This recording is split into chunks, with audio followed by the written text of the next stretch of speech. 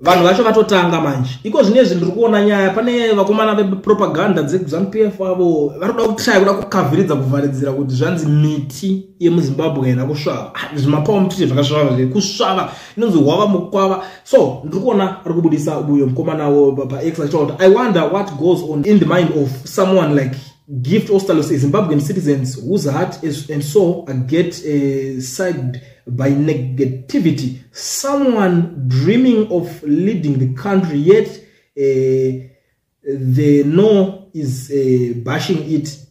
Well done, Fossil Construction, for watering the palm trees.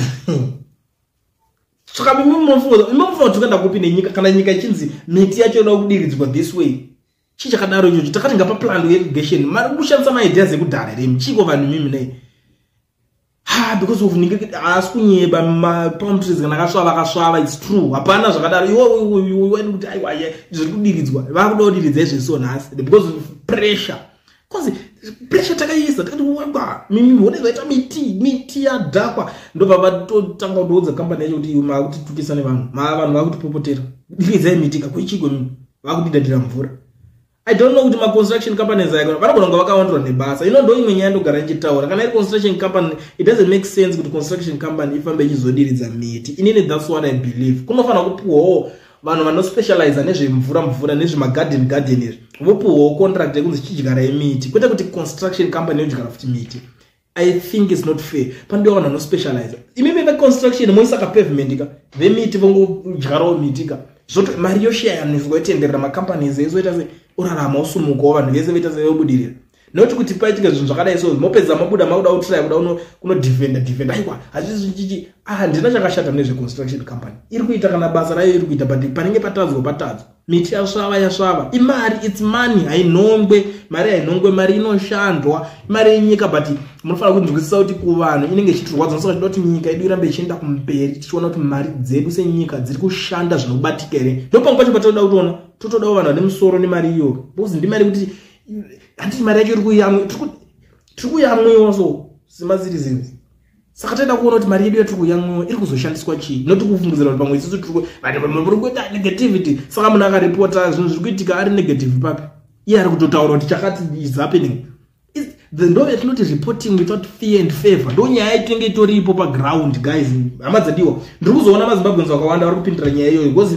it's not always kuti zvinoperera kune vanhu chete vanenge vangotaura mwari kuti zvokwadi mungadiridzira mapalm trees vanhu vasina mvura yokumwa mabhauza ayo ngaapewo mageto mvura kadoma zvinhu hazvina kumera mushe yes vakomanaka muri kuona nyaya yacho padyo yatoyo macitizens vari kucomplaina hapasi kudelive apa zviri kunetsa zvinezvi vanhu vatotaura tanzi makutorira muti I understand kuti miti yakaningina ndite ndo nyaya tachimbotaura kuti maningina yanga angobayirwa mairrigation zvotopera because nyaya yekuti izofamba nechimota muchidiridza 1 pari kupera fuel 2 pari mari dzose dzari kutowestwa vanhu vari kufamba vachinoningirira naipapo but pakakonectwa irrigation ka munhu wana anokwanisa kudiridza miti yese noti kuti pachazofamba zvimota zvingani zvimota panopinda madrivers mangani vachidiridza mitiyo iye rato everyday kabasa but munhu wana kangonzi right takuemploy chinda unovhura tape apa noti kuti kwete kuti vanhu ivava havana basa ava vari kuzoshandiswa vafamba vachidriva ngavachidriva mvura vachiendesa kumagetos so that tonyatsonzwisisa kuti mari dzose idzi panapa ari kushanda zvinhu zviri kuenderana handiti kwete kuti munomunga mukonzi saka chimhanya makadai so vakupopota honai padai munenge muchimboitei kungo mageto kuri kunzi hakuna mvura defendai futi tioni because ndo imwe nyaya mune muchida kumhanyira vamwe kuti aiwa chichi muri kuvadarurei alright ndikuona mwari uzodzoka the elected council that's the job of that council so other departments have to stop doing their job because another department is incompetent people. Those doing the roadworks are doing their job. Those responsible of water issues are there. Achiti ndima jigara miti. Wavatogara matovaudza miti yedu idodirwe yomana. Zvapera munokomanda kandonyaya iri pani ndosaka muripo on top. That's why muri kutonga nyika zvinonzi kutonga chi kutodza munhu apa padiridza shamari. Mukasadiridza ipa patukuuya. Tukutouya ipa tisikuza kutamba newe. Unofunga ndiana no disrespect order nenge apa kumusoro iwe. Ani achita zvisina nebasa rese zvechi. andodzwa tiri kuda kuona apa pakadirwa tukisa miti iyi muidiridze zvapera. But the most important thing kuti panodyarwa miti paifanira kungoiswa irrigation. Ndoramba pachingodzokorodza paiswa irrigation is not always kuti mvura inogona kuzoenda machiti yemutepi inogona kupera. Mochera bore 1 rakadzika robva raconnecta 1 munhu anongomuka achingosvika akabatidza bore rake mvura yabva yadira miti yese. Simple cause bore rakachipa. Bore in Zimbabwe kana mchida tukupe mareference emabore ma $800 $900 1.5 kudzika zvichiendera nemameters. But miti iyo yakajika unoona kutonzwa kuti miti muti 1 mari yakatengeswa 1 muti mari yakatengeswa ka.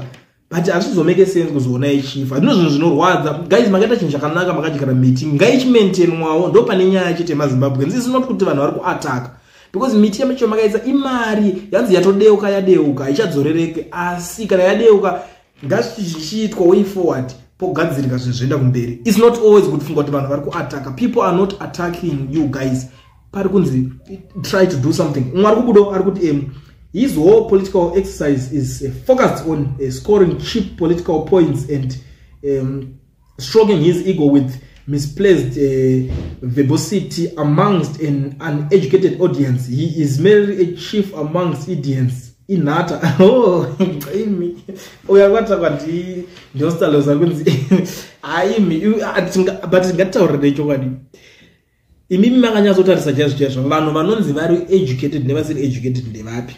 Tikauta sama supporters the opposition ruling party ndevapi vanhu vanganzi havasi educated.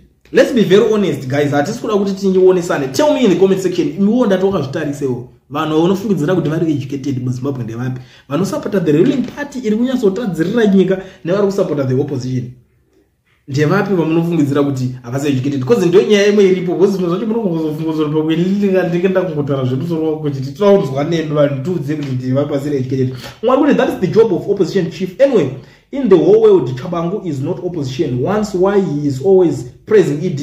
Saka kana riri basa raChabangu ndewavo. Nditi ndiye anenge pa front.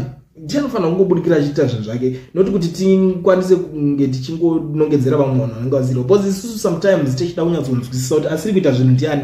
And we don't care. Kana ari munhu weopposition atadzoita basa munotiziva. Atimire tinotora kuti ninga ari kutadza basa. Hazvina basa izvo zvavanhu vanoda kupinda achiti ndikuwanda nejezi ndiri munhu weopposition saka ndichadiwa navanhu. Atibhabhadzire vanhu pano. Tototaura kuti ninga kutadza basa. Because pamwe wacho munogona kunge makatotumwa. Munojoina kuopposition iko munovhiringidza muri tori papayroll yeku other side muchinyebedzera kunengera motanga kubhayiza chazvo. That's why tisina favor panyaya idzodzo. Hatiterere, hatinzwisise, tinongobvuraudza, hatimire. Ndozvatiyeti tichitoita totaura maside ese. Mwari kuti you will always wonder because his mind operates on a higher plane than yours. It is engrossed with things to do with to make dreams at a brighter day and reality visions of Zimbabwe. We can all be proud of it.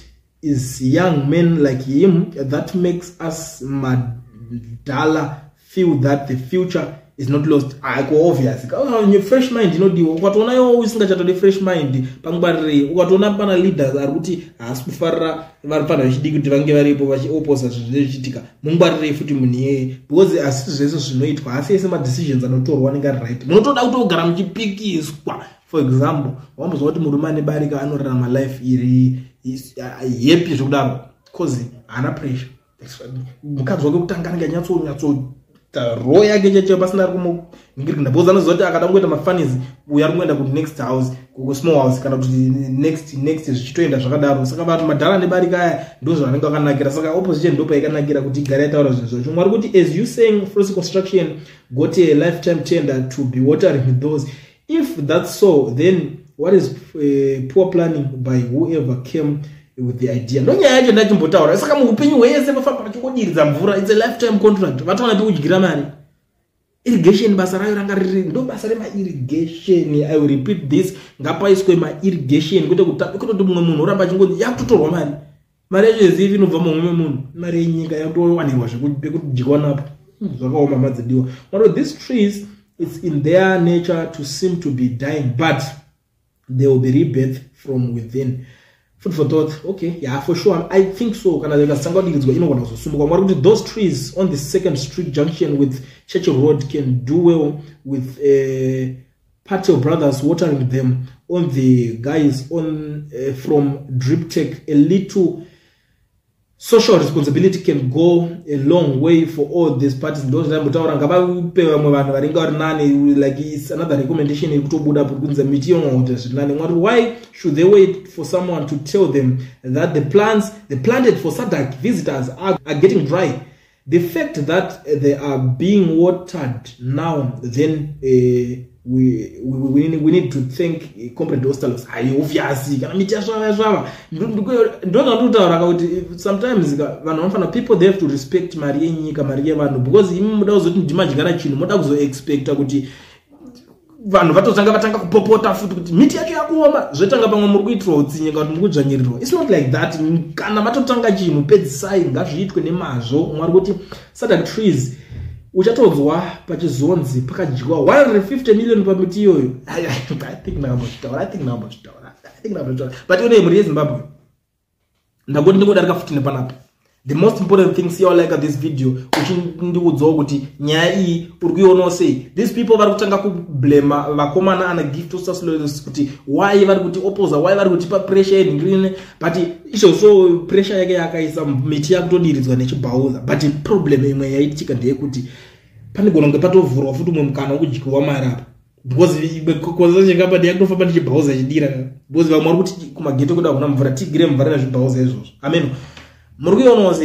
Tell me what you think in the comment section. Hope you like this video.